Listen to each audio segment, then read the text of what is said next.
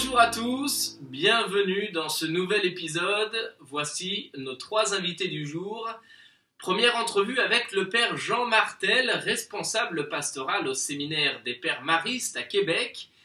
Deuxième entretien avec Béatrice Lecomte, mère de famille et conseillère municipale à Paray-le-Monial. Et enfin, troisième et dernière interview avec Mathieu Sker, auteur, compositeur, interprète à Saint-Hyacinthe. Je vous souhaite une belle émission.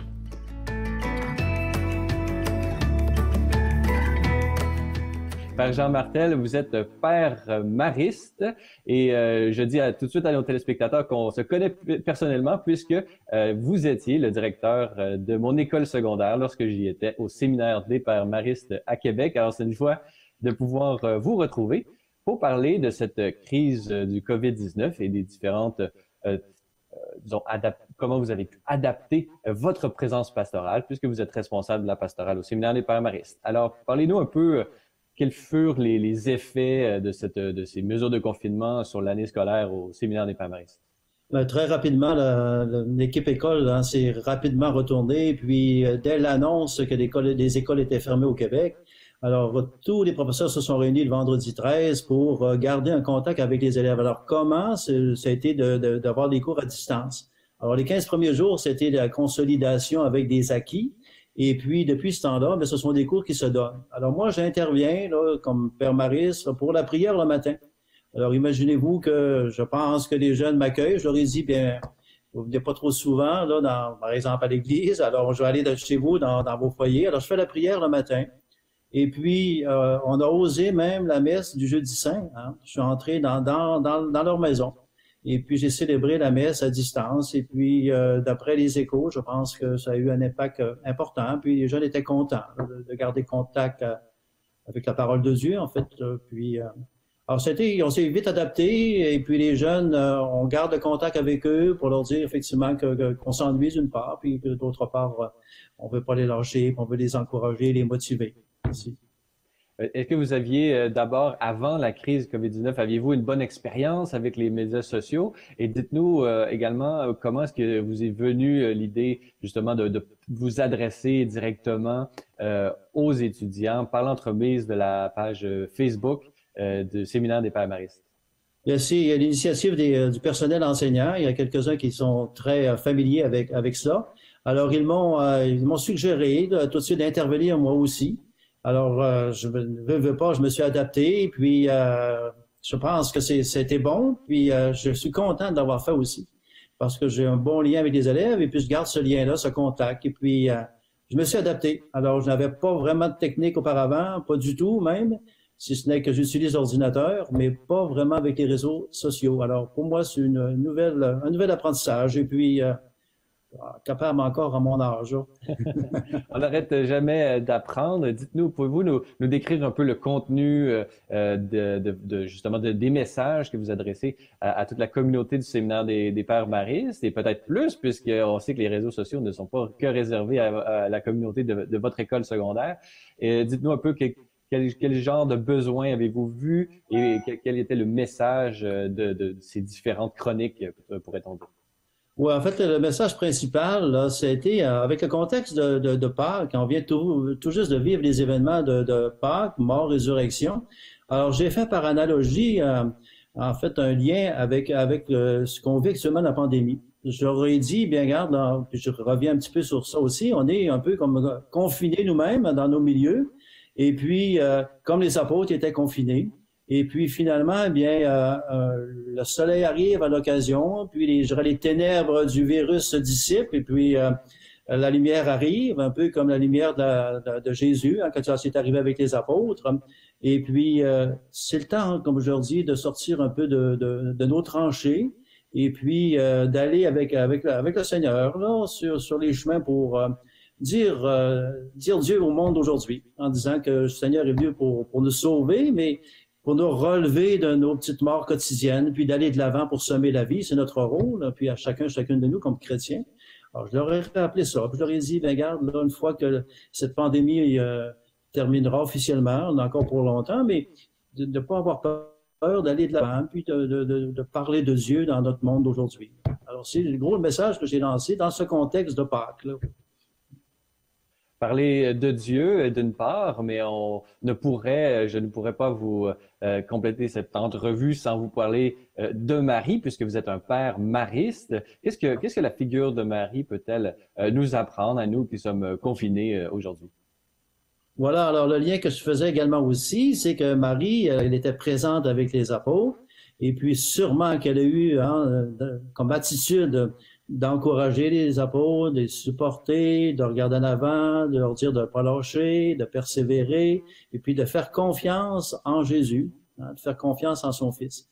Alors Marie, c'est un type de présence dans notre monde d'aujourd'hui, discrètement, humblement, mais avoir une présence encourageante, stimulante pour soutenir les jeunes particulièrement. Et ne pas les lâcher, aller de l'avant, puis lâchez pas, vous êtes capable. Et puis, alors c'est un type de présence. Marie, dans le respect, dans, je dirais, le silence à l'occasion aussi, mais d'être vraiment un type de présence encourageant. Voilà.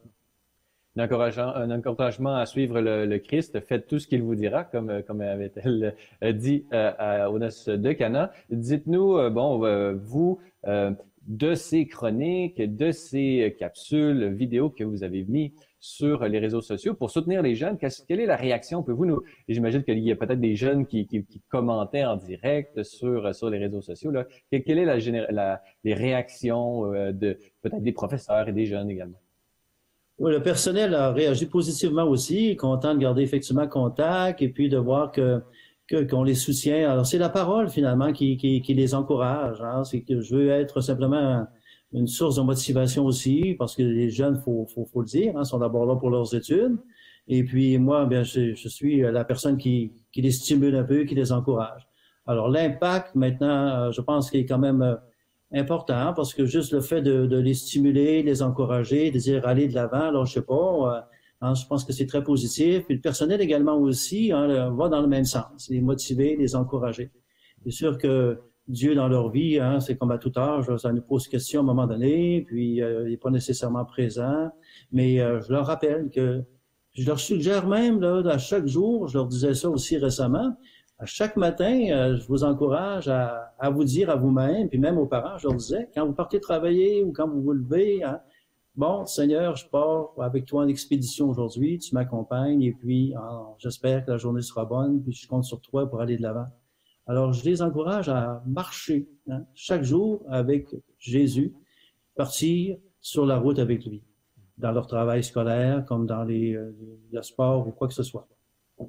Parce qu'on sait que ça peut être difficile puisque l'année secondaire a été annulée. Non pas vous avez continué à leur enseigner et tout ça, mais il y a quand même, ils ne reviendront pas avant le mois de septembre. Tandis qu'une autre école qui est juste à côté de la vôtre, l'externat Saint-Jean-Bermance, les enfants vont revenir pour l'école primaire. Alors, est-ce que justement vous avez senti un peu cette déception, peut-être de l'anxiété aussi des jeunes qui ont pu vivre par rapport à cette année scolaire là, qui leur échappait des mains d'une certaine façon?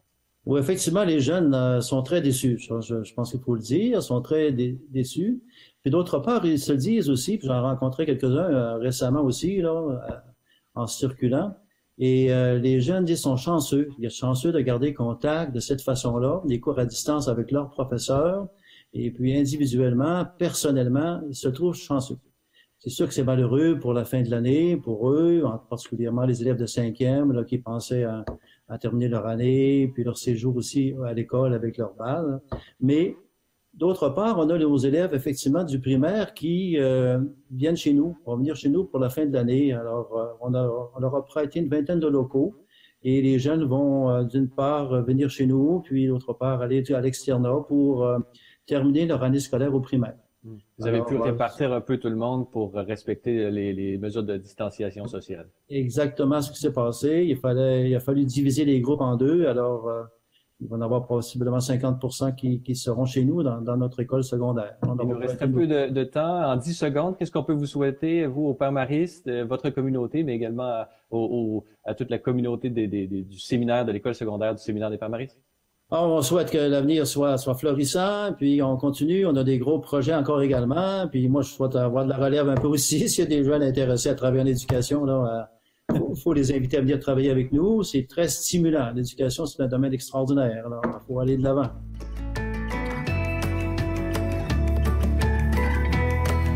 Bonjour Béatrice Lecomte, merci beaucoup d'avoir accepté mon invitation aujourd'hui. J'ai justement voulu vous inviter parce qu'il y a beaucoup de choses que dont vous pouvez témoigner en cette période de pandémie et de confinement. Donc on va y aller au fur et à mesure. D'abord, vous êtes marié, vous avez 5 enfants à la maison. Alors première question, la vie de famille, comment ça se passe? Comment est-ce que vous vous organisez? Alors, ça s'organise comme une journée de travail habituelle. Chacun, dans sa chambre, par télétravail, va faire ce qu'il a à faire. Les enfants ont entre 15 ans et 22 ans. Donc, il y en a qui sont en stage, en télétravail, parce qu'ils sont informaticiens. Et puis, la plus jeune qui est en première, là, on sort des vacances, mais elle reçoit son travail à une visioconférence minimum par semaine. Et sinon, renvoie son travail, voilà, et les TD qui se font... les corrections par télétravail, des travaux de groupe également avec ses collègues. Donc voilà, ça se passe plutôt bien. Et puis on profite à côté de ça, finalement, d'être tous réunis pendant ce temps de confinement, ce qui n'est pas le cas d'habitude. Ouais. Donc vous avez beaucoup parlé de cette partie un petit peu scolaire pour les enfants. Quel genre d'activité peut-être en famille vous essayez d'organiser pour occuper les enfants? Est-ce que vous avez des temps de prière spirituelle pour essayer de rythmer tout ça? Oui, et on est heureux parce qu'on a pu instituer le chapelet familial quotidien. Donc c'est vraiment un temps où on se retrouve en fin de journée vers 18h. Les uns et les autres ont fini leurs tâches. Voilà, donc ça c'est très, j'allais dire, signe d'unité pour nous et ce qu'on n'arrivait pas à faire habituellement, même pendant les vacances quand les enfants rentrent. Voilà, parce que je pense qu'autour de la prière, on retrouve aussi un réconfort pour supporter la situation. Et on sent qu'il y a un temps privilégié à vivre dans notre vie de foi. Sans ça, on a mis en place des jeux de société, et ça, c'est pour honorer le dimanche, qui est un jour familial. Donc, quitter nos écrans, quitter même nos lectures personnelles de la semaine, pour pouvoir mettre à profit une qualité de présence à l'autre. Voilà, donc ça, puis ça nous arrive d'avoir bien sûr aussi des films en famille. Donc tout ça contribue avec les repas qui rythment le reste de la journée, cette vie familiale qui est intense finalement et qui est qualitative aussi. On sent nous que c'est très qualitatif parce qu'on a des aînés qui bientôt quitteront le nid et c'est un peu les dernières finalement vacances entre guillemets qu'on peut avoir avec eux. Voilà. Ouais. Béatrice, vos 5 enfants sont engagés dans le scoutisme et vous-même, vous l'avez été, vous l'êtes encore, vous l'avez été dans nationalement, si je peux dire, avec des responsabilités. Est-ce que vous pouvez me dire un petit peu à l'approche de cette période estivale, normalement les camps d'été se préparent et s'organisent, quelles sont les consignes du mouvement scout en cette période? Alors, en fonction des âges des enfants, nous on est concernés par la branche des éclaireurs-éclaireuses, donc c'est les adolescents, 12-17 ans, et puis par la branche aînée, 17 ans et plus. Donc pour les camps éclaireurs et éclaireuses, les préconisations du mouvement, c'est rester sur des camps à maxi 200 km de lieu où ils habitent. Donc en ce qui nous concerne, notre fils qui est chef de troupe n'avait pas prévu de partir au-delà pour des questions de budget, tout simplement, parce qu'il a une petite troupe un peu nouvelle. Donc nous, on n'est pas impacté par le changement de lieu de camp, contrairement à d'autres unités en France qui sont obligées de retrouver un lieu proche de chez eux. Voilà, mais les dossiers de camp et de route se préparent comme d'habitude. Maintenant, on est beaucoup sur des logiciels, des drives, ce qui permet en fait de poursuivre la préparation. Et il y a un plan B qui est demandé. Même pour les aînés qui eux font des routes. Donc pour le moment, on attend les dernières préconisations concernant les aînés, c'est-à-dire les 17-19 ans, pour savoir si on peut aller un peu plus loin que les 200 km, parce qu'il y a un autre enjeu de mission aussi derrière. En termes de préconisations sanitaires, il y a aussi moins de risques. Voilà, donc ça, c'est un peu les points d'interrogation d'aujourd'hui. Mais les projets sont menés comme si les choses allaient se dérouler, de façon à ne pas attendre le dernier moment pour faire les choses, parce qu'on sait bien que nos jeunes ils ont besoin de prendre leur place dans un projet et ça demande du temps, donc d'anticiper. Voilà. Après, tout ce qui est en local, Il faut faire appel à l'ingéniosité et à la créativité de nos chefs. Moi, je vois mon chef de troupe, eh ben, il a créé un jeu en ligne pour ses garçons pour donner, j'allais dire, un moment de progression possible pendant le confinement, c'est-à-dire qu'il y a des épreuves, des défis où chacun, soit en patrouille, soit individuellement, va pouvoir continuer sa progression, même technique. Bon, avec les moyens du bord, mais ça demande que les parents s'investissent un peu. Et puis pour ma fille qui est guide, c'est pareil, elles reçoivent toutes les semaines un petit journal, voilà, avec à la fois de la formation spirituelle, technique, humaine.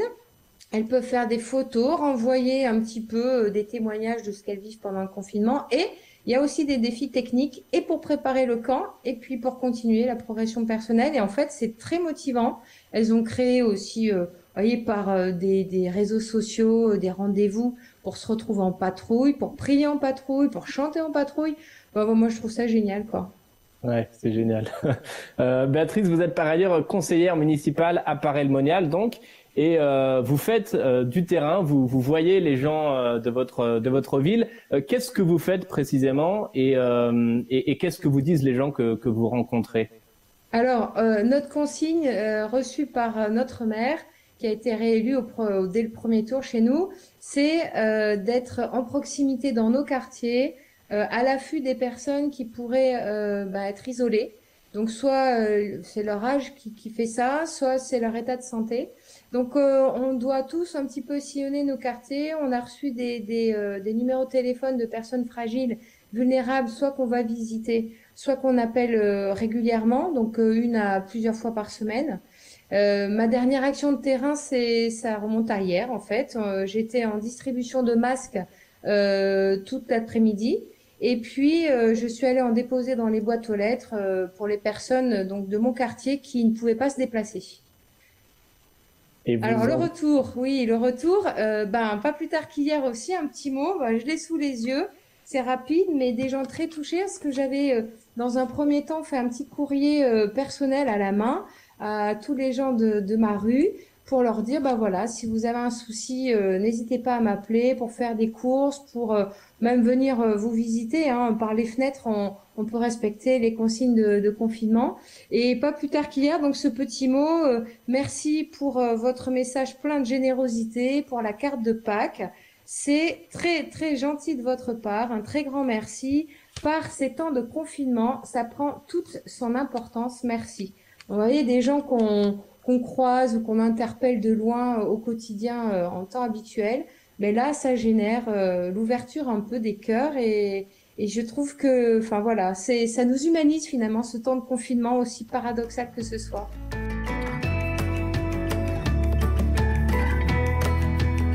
Mathieu Scrère, vous êtes auteur, compositeur, interprète et vous jouez souvent, presque tous les dimanches, dans des églises, dans le diocèse de Saint-Hyacinthe, où vraiment vous utilisez vos talents au profit et au service de la communauté des fidèles pour faire des chants de louanges. Alors, c'est de ce sujet que j'aimerais discuter avec vous. Alors, pouvez-vous nous parler un peu, qu'est-ce que ça a changé, la crise du COVID-19 dans votre apostolat, disons ça comme ça? Bien, évidemment, ce que ça a changé pour tout le monde, c'est d'utiliser des technologies pour se mettre en ligne sur Internet. Heureusement, nous, dans notre paroisse, on était déjà lancés dans un vaste programme de revitalisation paroissiale et mon curé avait équipé ses églises de caméras, d'écrans et alors on avait déjà tout ce qu'il fallait pour démarrer, pour être, c'est pas qu'on se préparait, mais on était déjà prêt à partir quelque chose comme ça. Alors, quand ça s'est produit, cette crise-là, mon curé m'a appelé et m'a dit, Mathieu, on fait des messes en ligne. OK, let's go, on se lance là-dedans. Alors, on avait une caméra, par exemple, on a la projection des chants à l'écran, mais on a aussi une caméra qui suit l'action, les musiciens, le lecteur, le curé, etc. Et on a utilisé ça pour mettre ça sur YouTube. Évidemment, c'est pas parfait, c'est pas un studio de cinéma et tout ça, mais on avait ce qu'il fallait pour mettre des messes sur YouTube et dès la première semaine, c'est au-dessus de 1000 vues qu'on est allé chercher par là. C'est-à-dire ça répondait à un besoin, je pense. Et au niveau musical, bon, on a vu un peu tous ces artistes un peu partout qui font de la musique en ligne pour justement divertir et peut-être apaiser les souffrances et un peu tous les aspects négatifs de son confinement. Comme artiste engagé en Église, est-ce qu'il y a d'autres façons que celle de la messe en ligne qui te permet d'entrer en contact avec vraiment les personnes qui te suivent depuis des années, puisque ça fait longtemps que tu es musicien. Alors, parle-nous un peu comment c'est métamorphosé ta pratique artistique dans ce temps de COVID-19. Si on parle de ma pratique artistique, à ce moment-là, moi, j'avais déjà un plan de lancer un cycle de vidéos sur YouTube, de lancer une nouvelle chaîne. J'ai déjà fait ça avec un groupe, Jéricho Louange, ça s'appelait. Mais je lançais un autre projet en mon nom. Et alors, c'est arrivé comme ça que ce projet-là était déjà en ligne et j'ai dû faire la promotion en ligne, mais c'est ça que j'habitais déjà. C'est ça qui m'habitait, c'est ce que j'avais développé. Alors, pour moi, ce que ça a changé, la seule chose, c'est que j'ai peut-être pas pu en parler aux paroissiens quand rassemblés à l'église. J'aurais voulu faire ça pour dire, hey, c'est le gars qui chante en avant, mais il y a aussi tout un projet d'évangélisation par les réseaux sociaux et tout ça. J'ai pas pu en parler directement, mais sinon, j'ai été capable de lancer mon projet qui est tout en ligne, finalement. Alors, pour moi, ça s'est bien passé. Et rien n'empêchera de faire un lancement avec physique, avec des véritables personnes, dès que les mesures de confinement seront terminées. Parlez-nous aussi, bon, justement, de ces chansons, du fait des enregistrements. Alors, si tu le permets, j'aimerais qu'on prenne quelques instants pour aller voir ta chanson qui s'intitule « Devant toi » et on aura l'occasion d'en parler dans quelques instants.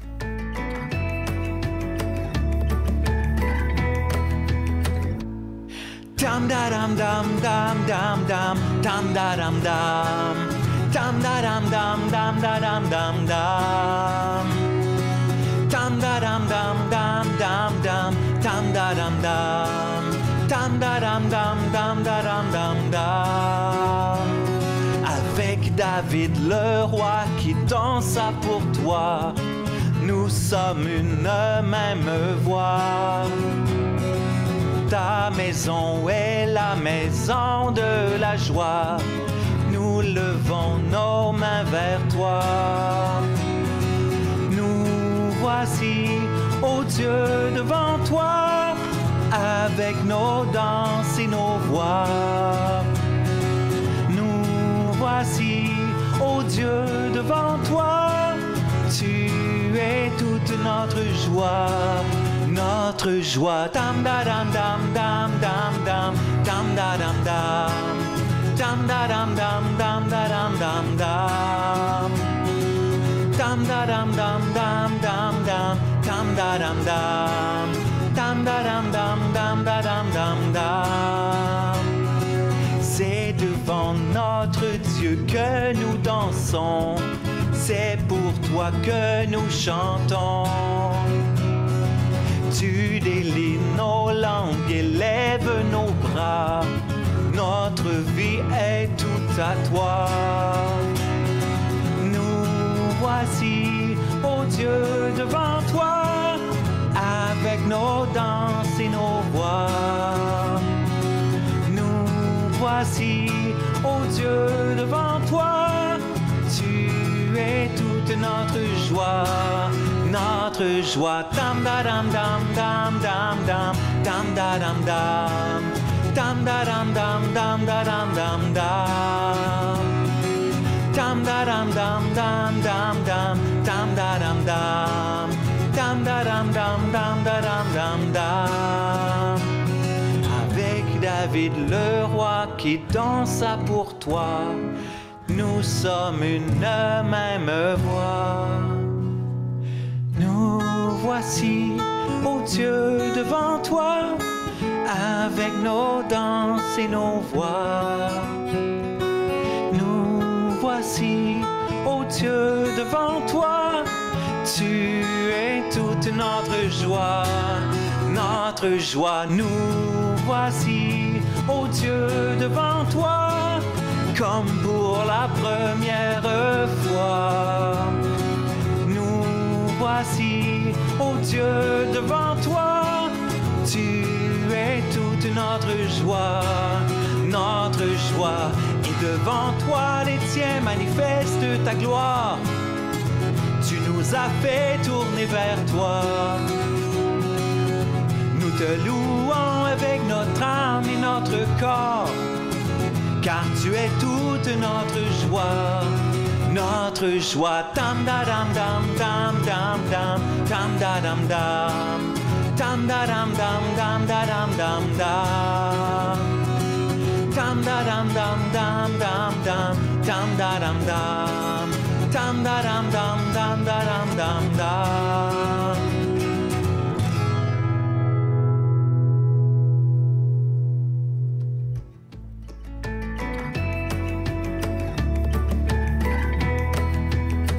Alors, on vient d'entendre cette chanson devant toi que tu avais préenregistrée, on peut le dire. Peux-tu nous parler un peu du message que tu voudrais transmettre à travers cette chanson?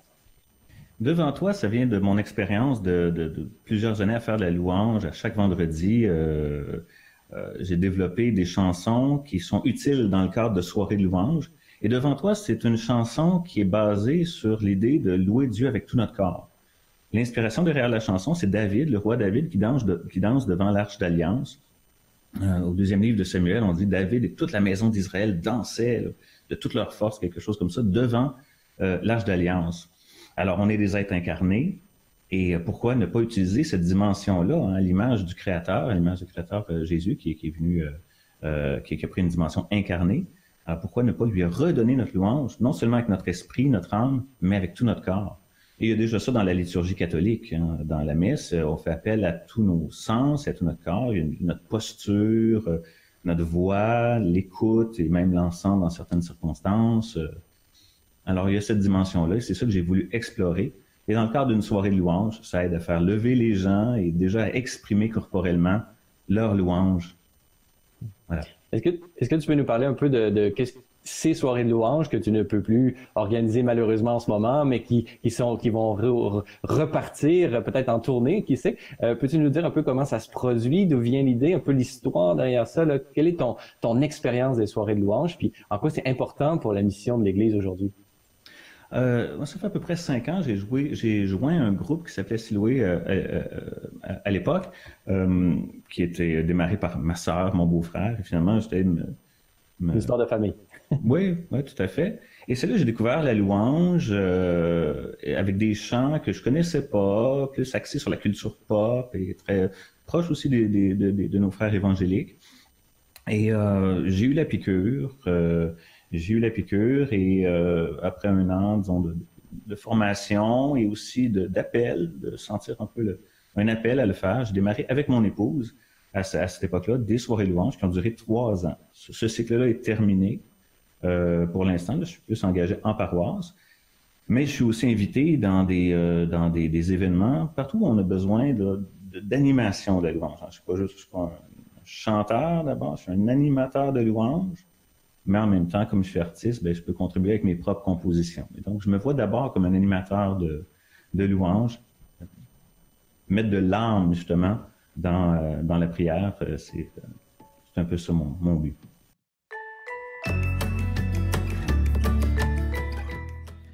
Voilà, c'est tout pour aujourd'hui. J'espère que cette émission vous a plu. Vous pouvez la retrouver sur notre site internet et sur notre page Facebook. Vous pouvez la partager et faire part de vos commentaires si vous le souhaitez. Je vous dis à très vite pour un prochain épisode.